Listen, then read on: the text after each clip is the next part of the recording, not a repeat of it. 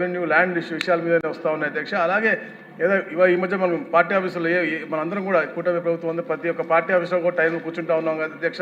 అక్కడ కూడా పెద్దలు వస్తూ ఉన్నారు అధ్యక్ష, మా పిల్లలు మాకు తెలియకుండా రాయం చేసుకున్నారు అని. అలాంటి వారికి కూడా మనకి సీనియర్ సిటిజన్ కోర్ట్స్ పెట్టి అక్కడ కూడా మనం హెల్ప్ డెస్క్ పెట్టి వాళ్ళకు కూడా హెల్ప్ చేసే విధంగా, అంటే ఎవరు కూడా అన్యాయక్రాంతం కాకూడదు, మన వంతు పకడ్బందీగా న్యాయస్థానానికి మన యొక్క వాయిస్ వినిపించాలని చెప్పే లక్ష్యంతో పనిచేస్తా ఉన్నాం అధ్యక్ష. ఎక్కడ ఏ లీగల్ కేసు అనేది దాని స్పెషల్ డ్రైవ్ తీసుకుని తప్పకుండా పరిష్కరిస్తాం అధ్యక్ష. థ్యాంక్ యూ అధ్యక్ష. మినిషి గారు అంటే ఇక్కడ బెంచ్ మించి కామెంట్ చేయకూడదు, కానీ తప్పలేని పరిస్థితులు చేయవలసి వస్తుంది. మీరు అనుకున్నట్టు జిల్లా నుంచి ప్రభుత్వం తరపున కేసులు, జెన్యూన్ కేసులు కూడా హైకోర్టులో ఓడిపోతున్నాం మనం. జెన్యూన్ కేసులు, జెన్యూన్ కాకపోతే అది వేరు, జెన్యూన్ కేసులు కూడా ఓడిపోతున్నాం. కారణం ఏంటి? మీ లైజెన్స్ ఆఫీసర్ కొల్యూడ్ అవుతున్నాడా?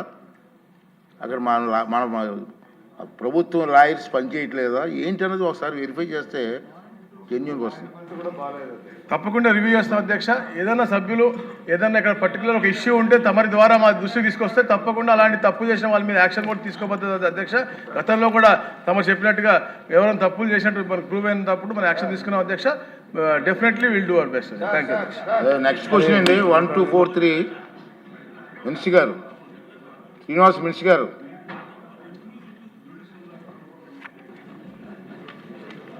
ధన్యవాదాలు అధ్యక్ష. ఏఎన్బి ప్రశ్నకు సమాధానం. అవునండి, సూక్ష్మ చిన్న మరియు మధ్యతర పరిశ్రమల కోసం తయారీ రంగం వ్యవస్థని బలోపేతం చేయడానికి ప్రతి శాసనసభ నియోజకవర్గంలో ఒకటి చొప్పున మొత్తం 175 సూక్ష్మ చిన్న మరియు మధ్యతర పరిశ్రమల పార్కుల అభివృద్ధి కోసం ప్రభుత్వం పథకాన్ని ప్రవేశపెట్టింది.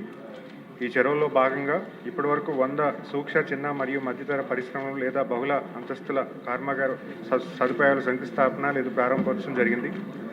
మిగిలిన 75 నియోజకవర్గాల్లో భూమి గుర్తింపు లేదా సేకరణ పనులు ప్రస్తుతం జరుగుతున్నాయి. కోనసీమ ప్రాంతంలో సహా కొన్ని నియోజకవర్గాల్లో ఎంఎస్ఎంఈ పార్కులు ఏర్పాటు చేయడం కోసం తగిన ప్రభుత్వ భూమి కొరత ఉండటం మరియు భూసేకరణ ఇబ్బందులు ఎదురవడంతో లేఅవుట్ టైప్ లేదా ఎంఎస్ఎంఈ పార్కులకు బదులుగా బహుళ అంతస్తుల కర్మాగార సదుపాయాలను నిర్మించడం కోసం 3 నుంచి 5 ఎకరాల ప్రభుత్వ భూమిని గుర్తించాల్సిందిగా ప్రభుత్వం జిల్లా కలెక్టర్ను కోరడం జరిగింది. అంతేకాకుండా ఈ నియోజకవర్గాల్లో ఎంఎస్ఎంఈ పార్కులు లేదా ఎఫ్ఎఫ్ఎస్ ఫ్లాటెడ్ ఫ్యాక్టరీస్ అభివృద్ధి చేయడం కోసం భూములు సమీకరించడం ద్వారా లేదా ప్రైవేట్ భాగస్వాములతో కలిసి అభివృద్ధి చేయడంలో లేదా పరిశ్రమల మౌలిక సదుపాయాల సంస్థలతో కలిసి భాగస్వాములు కావడాన్ని ఆసక్తిగా ఉన్న భూ యజమానులను గుర్తించాలని ప్రభుత్వం కూడా వారిని కోరడమైనది. మరి అలాగే ప్రభుత్వ ప్రైవేట్ భాగస్వామి పార్కుల విధానం కింద ఇప్పటి వరకు రాష్ట్రంలో ప్రైవేట్ భూములు దాదాపు 7 ఎంఎస్ఎంఈ పార్కులను కూడా ఏర్పాటుకు ఆమోదం చేయడం తెలిపింది. ధన్యవాదాలు. బండారు సత్యానంద్ గారు. మంత్రి గారు ఇచ్చిన సమాధానంలో ఎంఎస్ఎంఈ పార్కుల ఏర్పాటులో 175 నియోజకవర్గాలు గాను 100 నియోజకవర్గాలు ఏర్పాటయ్యి ఇంకా 75 నియోజకవర్గాల్లో భూసేకరణ కొరత ఇబ్బంది ఉందని తెలియజేశారు అధ్యక్ష. ఆ నియోజకవర్గాల్లో మా కొత్తపేట నియోజకవర్గం కూడా ఉంది అధ్యక్ష. మీ ద్వారా మరి మా ప్రాంతం యొక్క కోనసీమ ప్రాంతం ప్రధానంగా వ్యవసాయ ఆధారం, కొబ్బరి, వరి, ఆక్వాకల్చర్, మత్స్య పరిశ్రమ, కోయర్, అరటి మరియు ఆహార ప్రాసెసింగ్ రంగాలకు చాలా అవకాశాలు ఉన్నాయి అధ్యక్ష. ఇక్కడ సహజ వనరుల్లో ఆధారిత పారిశ్రామిక కేంద్రాలు ఏర్పాటు చేస్తేనే ఈ ఎంఎస్ఎంఈల ద్వారా సాధ్యం అధ్యక్ష. వ్యవసాయం కాకుండా వ్యవసాయం తగ్గించి ఆర్థిక వైవిధ్యం కావాలంటే ఎంఎస్ఎంఈలు ప్రభుత్వం ప్రోత్సహించాల్సిన అవసరం ఉంది అధ్యక్ష. దానికోసం ఎంఎస్ఎంఈలు ఏర్పాటు చేయడం కోసం ప్రభుత్వం కొన్ని చర్యలు చేపట్టాలని మీ ద్వారా మంత్రి గారిని కోరుతూ ఉన్నాను అధ్యక్ష.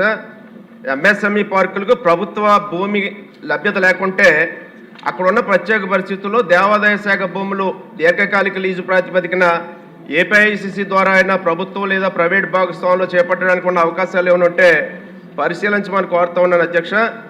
రెండవది, ఎంఎస్ఎంఈ పార్కులు అక్కడ ఉన్న వనరులు ఏ అయితే ఇక్కడ వ్యవసాయపరమైన వనరులు ఉన్నాయో వాటికి ప్రత్యేక క్లస్టర్స్గా, అంటే ఆహార ప్రాసెసింగ్, ఫుడ్ ప్రాసెసింగ్ కానీ, సముద్ర ఆహార ప్రాసెసింగ్ కానీ, కొబ్బరి, అరటి మరియు కాయర్ మొదలగు పరిశ్రమలు క్లస్టర్స్ కింద ఏర్పాటు చేస్తే కొంతమంది వ్యక్తులు వచ్చి ప్రైవేట్ రంగం నుంచి అయినా వచ్చి అక్కడ ఈ క్లస్టర్స్ని అభివృద్ధి పరచడానికి ప్రభుత్వం ఇచ్చే ప్రోత్సాహాలు ఎంఎస్ఎంఈల ద్వారా అందుకుని వాళ్ళు అభివృద్ధి చేయడానికి అవకాశం ఉంటుంది అధ్యక్ష. అదొక విషయాన్ని కొంచెం క్లస్టర్స్ కింద ఏర్పాటు చేసే అవకాశాన్ని గమనించమని ఒకటి పరిశీలించమని ఒకటి కోరుతా ఉన్నాను అధ్యక్ష.